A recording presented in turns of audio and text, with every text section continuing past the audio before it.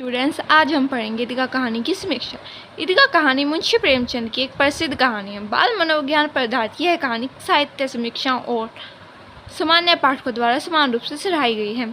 ईदगाह कहानी की समीक्षा निम्नलिखित तत्वों के आधार पर की जा सकती है। ईदगाह कहानी की समीक्षा।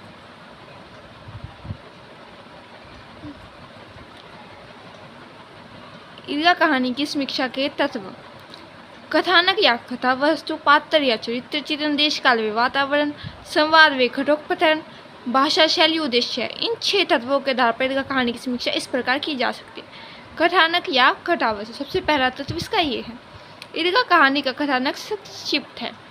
यद्यपि प्रेमचंद जी ने अपनी टिप्पणी प्रधान शैली और वर्णनात्मक शैली के द्वारा इसे विस्तृत प्रदान किया है, परंतु फिर भी यह कहानी अपनी गति नहीं खोती, बल्कि इस विस्तार से पाठक कहानी के साथ जुड़ता चला जाता है। कहानी का कथानक माता पिता विहीन बालक हामिद के इर्द गिर्द घूमता है, जो अपनी दादी माँ अमीना के साथ रहता है। दोनों अत्यंत निर्धनता में जीवन जी रहे हैं। ईद का त्यौहार आ गया है। अन्य बच्चों की भांति हामिद भी रोमांचित है। उसे ईदगाह जाने और मेला देखने की उत्सुकता है, लेकिन अमीना चिंतित है। उसके पास हामिद को देने के लिए पैसे नहीं है। हामिद के पहनने के लिए नए अच्छे कपड़े हैं और न ही उसके पैर में जूते हैं। फिर भी अमीना उसे 3 पैसे देती है। हामिद अपने साथियों के साथ मेला देखने जाता है। उसके साथियों के पास काफ़ी पैसे हैं। वह मेले में झूला झूलते हैं, मिठाइयाँ खाते और अपने लिए खिलौने खरीदते हैं, लेकिन हामिद दूर खड़ा उनकी तरफ देखता रहता है। वह इन चीज़ों पर अपने 3 पैसे खर्च नहीं कर सकता। अंत में हामिद लोहे का एक चिमटा खरीदता है। उसे लगता है कि यह चिमटा उसकी दादी के काम आएगा और रसोई में रोटियां सेकते हुए उसकी दादी की उंगलियां नहीं जलेंगी। बाकी सभी बच्चों के मिट्टी के खिलौने एक एक करके टूट जाते हैं, जबकि हामिद का लिया हुआ चिमटा ऐनश्वर बना रहता है। उसकी दादी हामिद द्वारा लाए हुए तोहफे को देखकर भी भावविह्वल हो जाती है और उसे अपनी छाती से लगा लेती है। इस प्रकार 4-5 साल के छोटे बच्चे ने अपनी इच्छाओं को जब्त करके अपनी दादी माँ के प्रति जिस स्नेह, सद्भाव व विवेक का परिचय दिया है, वह पाठकों के हृदय को द्रवित कर देता है। कथानक संक्षिप्त है, परंतु प्रेमचंद जी ने इस कथानक का विस्तार ईद के ग्रामीण उत्साह, नगर वर्णन, ईदगाह व मेले के उद्देश्य का स्वाभाविक वर्णन करके किया है। इस प्रकार इस संक्षिप्त कथानक में मौलिकता, गंभीरता, जिज्ञासा, सरसता आदि सभी गुण मिलते हैं। पात्र या चरित्र चित्रण। ईदगाह कहानी का मुख्य पात्र क्या हामिद है। सारी कहानी उसी के इर्द गिर्द घूमती है। वह अपनी बात सुलभ मासूमियत, इच्छाओं, आकांक्षाओं, सपनों और जिज्ञासाओं आदि से जहाँ अपने बचपन की झलक प्रदान करता है, वहीं अपनी सभी इच्छाओं को दबाकर अपनी बूढ़ी दादी के लिए चिमटा खरीदकर अपनी दादी के प्रति अपने प्रेम तथा परिपक्वता का परिचय देता है। कहानी का दूसरा मुख्य पात्र बूढ़ी अमीना है, जो अपने पुत्र और पुत्रवधू की मृत्यु के बाद अपने पोते का हामिद का पालन पोषण कर रही है। वह लोगों के कपड़े सिलकर और दूसरे छोटे मोटे काम करके अपना और अपने पोते का गुजारा कर रही है। अपने पोते को सभी सुख साधन न देने पाने की उसकी लाचारी पाठकों के हृदय को द्रवित कर देती है। कहानी के अंत में हामिद और अमीना का भावपूर्ण दृश्य कहानी को नए आयाम प्रदान करता है।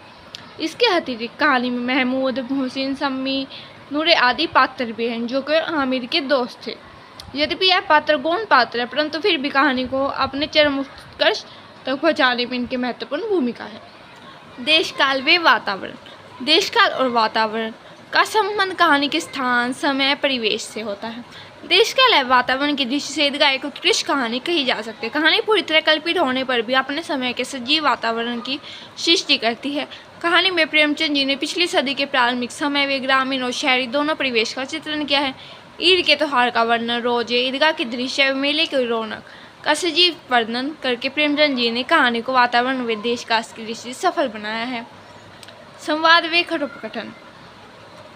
संवादों का कहानी में महत्वपूर्ण स्थान होता है। संवाद कहानी को रोचक एवं गतिमान बनाते हैं।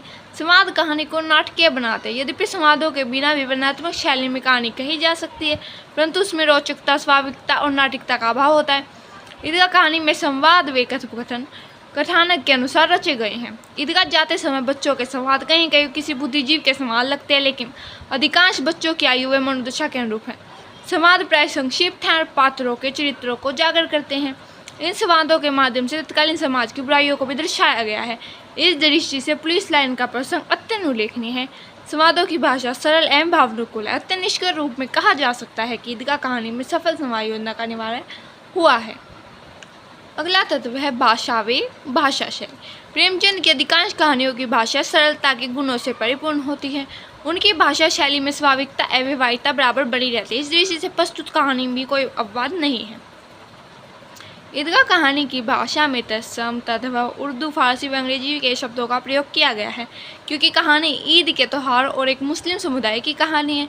ऐसी अवस्था में उर्दू फारसी के शब्दों का होना स्वाभाविक है। उर्दू के शब्द रमजान, रोजे, अजीब, रौनक, अब्बाजान, अब्बीजान, बदहवास, खबर, ईमान, बिसात, खैरियत, तकदीर, सलामत, अदालत, मदरसे, वजू, जाजिम आदि का सुंदर प्रयोग कहानी में मिलता है। अंग्रेजी के भी अनेक शब्द मिलते हैं, जैसे कॉलेज, बैट, क्लब, रेटन, कांस्टेबल आदि। तत्सम प्रधान शब्दावली का प्रयोग भी बहुलता में मिलता है। मुहावरों और लोकोक्तियों का भी सुंदर प्रयोग किया गया है। शैली की दृष्टि से यह कहानी वर्णनात्मक शैली में लिखी गई है, परंतु साथ ही संवादात्मकता, मनोविश्लेषण व चित्रात्मक शैलियों का प्रयोग भी किया हुआ है। कुछ स्थलों पर भावात्मक शैली के भी उत्कृष्ट उदाहरण देकर जा सकते हैं। कहानी का अंतिम उद्देश्य भावात्मक शैली का उत्कृष्ट उदाहरण कहा जा सकता है। उद्देश्य, जिसका लास्ट तत्व है। प्रत्येक साहित्य रचना का कोई न कोई उद्देश्य अवश्य होता है। इस दृष्टि से ईदगाह भी कोई अपवाद नहीं है। प्रेमचंद जी वैसे भी समाज से होकर के कहानीकार माने जाते हैं।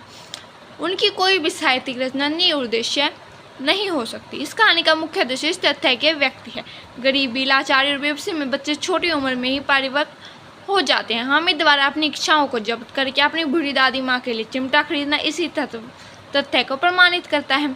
इसके अतिरिक्त माता पिता विहीन गरीब बच्चों की मनोदशा, उनके अभिशप्त जीवन, बुढ़ापे में बेसहारा औरत के लिए जीवन यापन की समस्या, समाज में व्याप्त आर्थिक विषमता, भ्रष्टाचार आदि समस्याओं का भी चित्रण करना भी प्रस्तुत कहानी के उद्देश्य कहे जा सकते हैं। जैसे कि इस कहानी में बताया गया है कि किस समीक्षा में क्या 6 तत्व सबसे इम्पोर्टेंट होते हैं, जो 6 तत्व हमें दिए गए हैं। कथानक, कथानक में क्या, जिसमें पूरी कहानी बता दी गई है, वो हमारी कथानक होती है। सेकंड आता है पात्र या चरित्र। इसमें क्या, जो भी मुख्य कैरेक्टर हैं उनके बारे में वर्णन किया गया है। देश का लय, वातावरण में क्या है, मतलब किस समय की कहानी है, वहाँ का वातावरण क्या है, उसमें वो बताया गया है। संवाद व कथोपकथन, इसमें क्या संवाद किए गए हैं, मतलब कोई भी बात बोल के बताई गई है, एक दूसरे जो वार्तालाप करते हैं उसे हम संवाद कहते हैं। भाषा व भाषा शैली में कि किस भाषाओं का प्रयोग किया गया, इसका वर्णन करना है। उद्देश्य की कहानी किस उद्देश्य से लिखी गई है, पाठकों को क्या समझाना चाहता है लेखक, इसमें यह बताया गया है।